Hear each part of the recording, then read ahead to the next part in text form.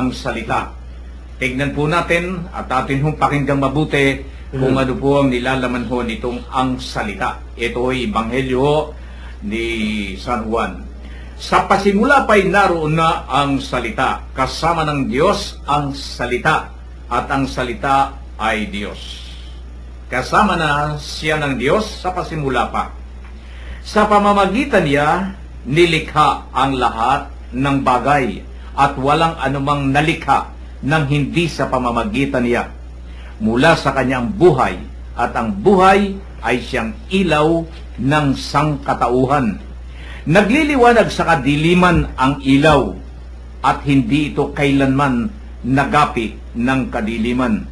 Sinugo ng Diyos ang isang tao na nangangalang Juan na parito siya upang magpatotoo tungkol sa ilaw at manalig sa ilaw ang lahat dahil sa patotoo niya. Hindi siya ang ilaw, kundi naparito siya upang magpatotoo tungkol sa ilaw. Ang tunay na ilaw na tumanglaw sa lahat ng tao ay dumarating sa sanlibutan. Nasa sanlibutan ang salita, nilikha ang sanlibutan sa pamamagitan niya, ngunit hindi siya nakilala ng sanlibutan. Naparito siya sa kanyang bayan, ngunit hindi siya tinanggap ng kanyang mga kababayan.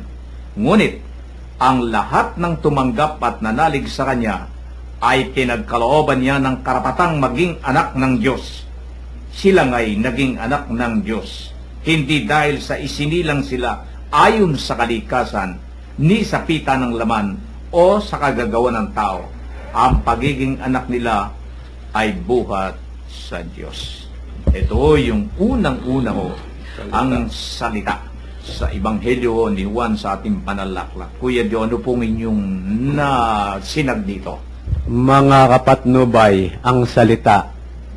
Ayon po sa banal na aklat, pasimula pa lamang po ang Panginoong Hesus kasama na siya ng Diyos.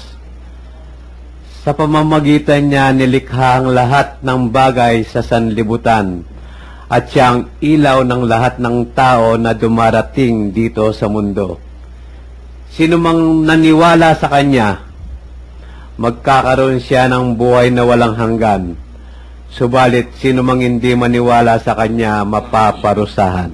Yan ang nakitang nasinag ni Kuya Dio tungkol dito sa salita na sa pasimulay naroon na ang salita, kasama ng Diyos ang salita at ang salita ay Diyos.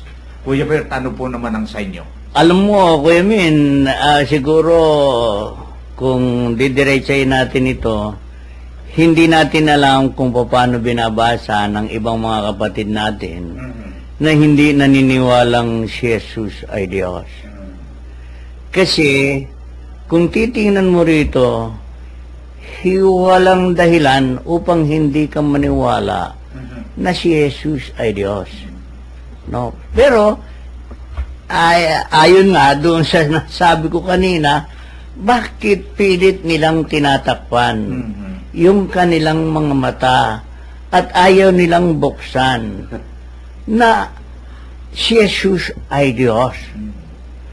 At ang Diyos na ito, na salita na ito, ay mismong ang Panginoong Diyos ang nagsalita eh. Sabi niya, dahil doon sa salitang yon, ang lahat ng bagay ay nalalang sa pamamagitan niya.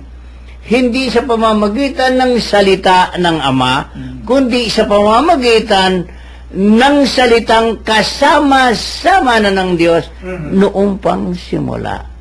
Hindi natin alam kung bakit napakatigas pa rin ng kaisipan at kalooban ng iba nating mga kapatid na hanggang ngayon ay hindi kinikilalang Diyos ang ating Panginoong Jesus.